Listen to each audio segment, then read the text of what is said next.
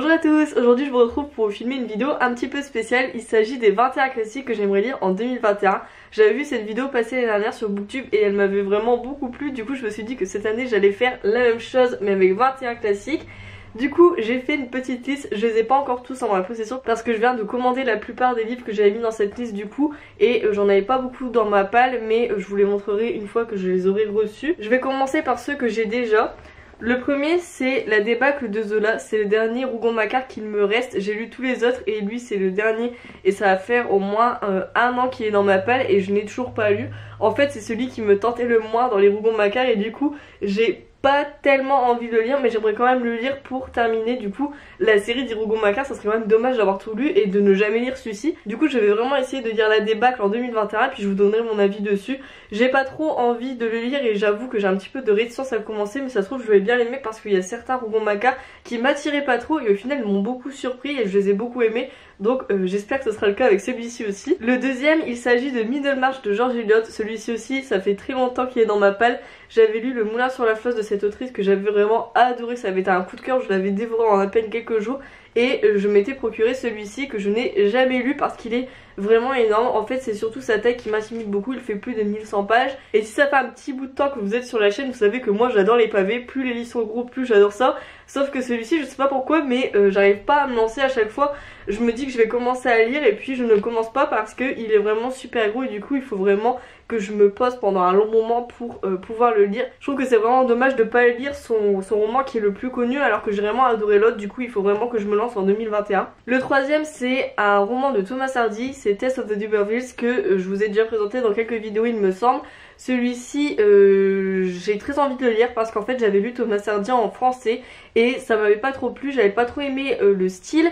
Du coup je pense que c'était surtout un problème de traduction et j'ai envie de lui redonner une chance en VO parce que c'est un auteur que je vois tout le temps sur le booktube anglais et même sur le booktube français, les gens l'adorent et je trouve que c'est vraiment dommage que je ne l'ai pas apprécié dans ma première lecture. Du coup j'espère que cette fois-ci ce sera la bonne. On m'a beaucoup recommandé celui-ci, du coup j'espère vraiment qu'il me plaira. Si vous avez lu l'un de ces livres ou l'un des livres que je vais présenter dans la suite de la vidéo, n'hésitez pas à me le dire en commentaire parce que ça m'intéresse vraiment beaucoup. Le quatrième livre que je vais lire en 2021 c'est Nicholas Nickleby de Charles Dickens. C'est une sortie de chez Archipoche qui va sortir il me semble en avril ou en mai. Ça devait sortir en début d'année mais à cause du confinement leurs sorties ont été un petit peu retardées.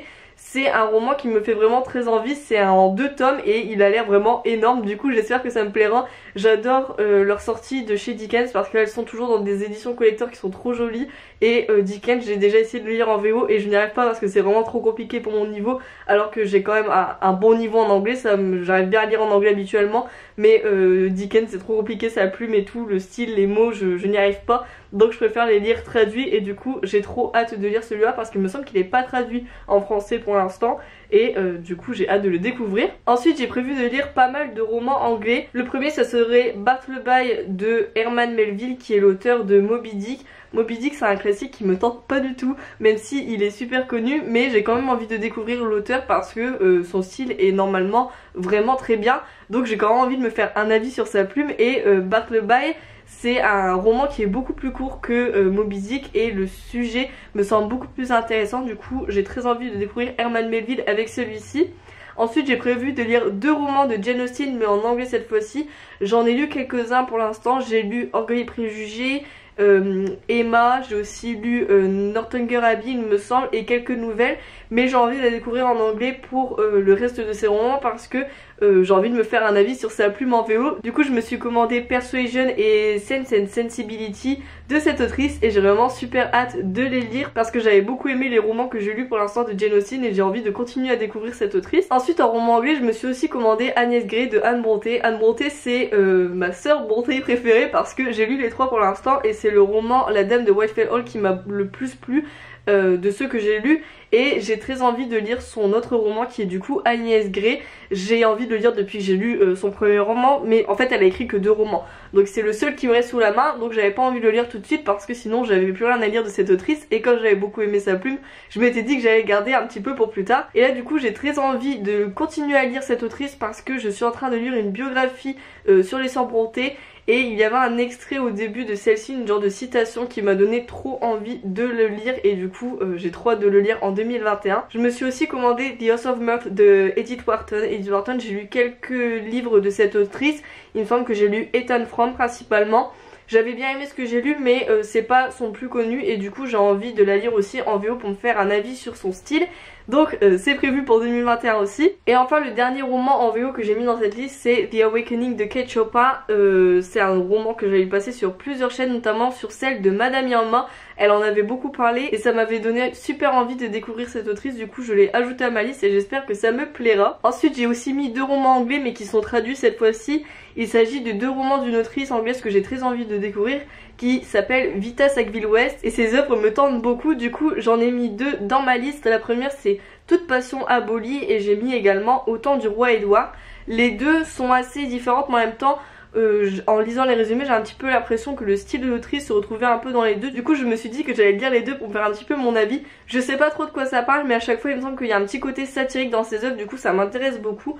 Je vous en donnerai des nouvelles lorsque je les aurai lues du coup. Mais si vous avez lu des œuvres de cette autrice ça m'intéresse beaucoup, dites-le moi en commentaire. Ensuite j'ai mis un autre livre, il s'agit de Daphnis et Chloé. C'est un livre dont j'ai beaucoup entendu parler. Il me semble que c'est un livre qui parle d'une histoire d'amour mais je sais pas du tout de quoi ça parle exactement. En fait j'ai pas trop lu le résumé. Je l'ai juste vu souvent passer sur Instagram et sur YouTube, du coup je l'ai ajouté parce qu'il est assez court et je me suis dit que ça pourrait être chouette de le lire.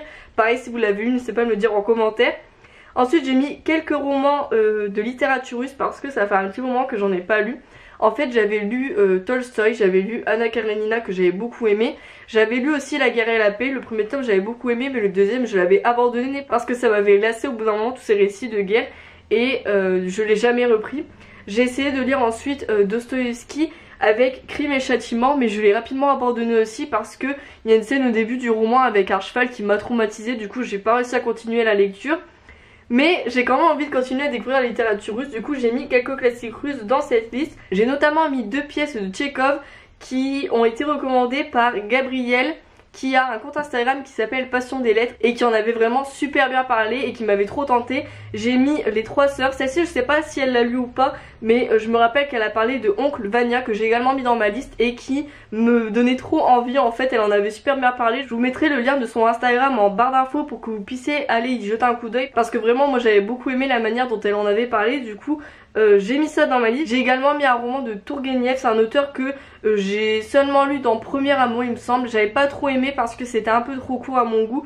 Du coup j'ai mis son roman Père et Fils qui est un peu plus long et qui a l'air vraiment super bien. J'en ai entendu beaucoup de très bons avis et il me fait vraiment très envie pour le coup, du coup j'espère que ça me plaira. Ensuite j'ai mis 2 livres de Dostoïevski parce que comme je vous ai dit j'avais pas du tout aimé Crime et Châtiment mais j'entends tellement de bien de cet auteur que j'ai vraiment envie d'essayer de le lire. Je me suis procuré les éditions Babel parce que je sais que la traduction de Dostoïevski est vraiment mieux avec les éditions Babel parce que le traducteur est vraiment super renommé, il a retraduit tous ses romans et il y a beaucoup de gens qui conseillent du coup ces traductions là.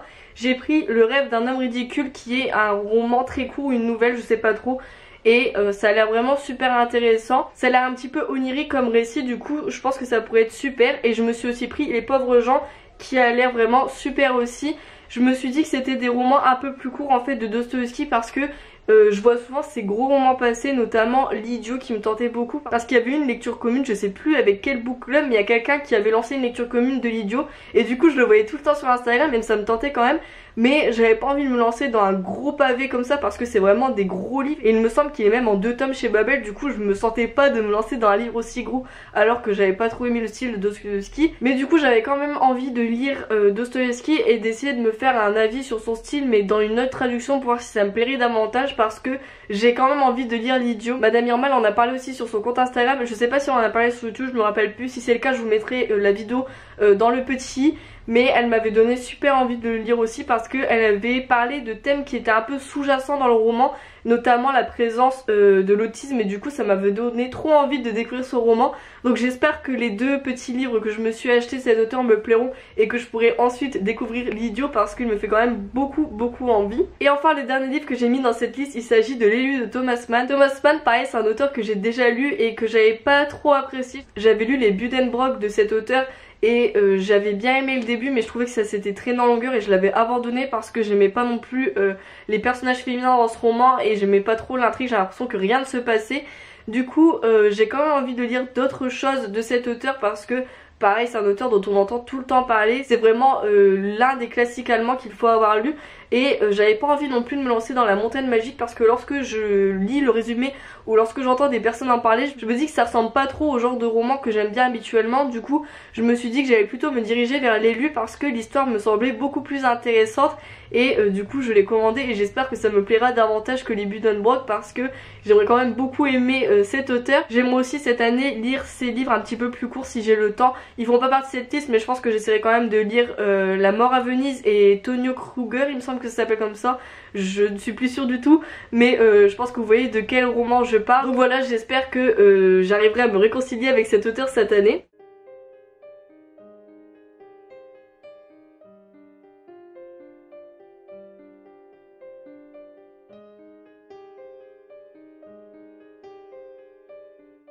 Voilà, c'est tous les livres que j'ai prévu de lire en 2021. Il y en a quand même pas mal mais je lis quand même beaucoup donc je pense que j'aurai largement le temps de les lire et j'espère que ça me motivera à lire les gros livres que j'ai envie de lire depuis des années et que j'ai toujours pas lus. Si vous avez prévu de lire certains livres en 2021, que ce soit des classiques ou d'autres types de livres, n'hésitez pas à me le dire en commentaire parce que ça m'intéresse beaucoup de voir vos piles à lire à chaque fois.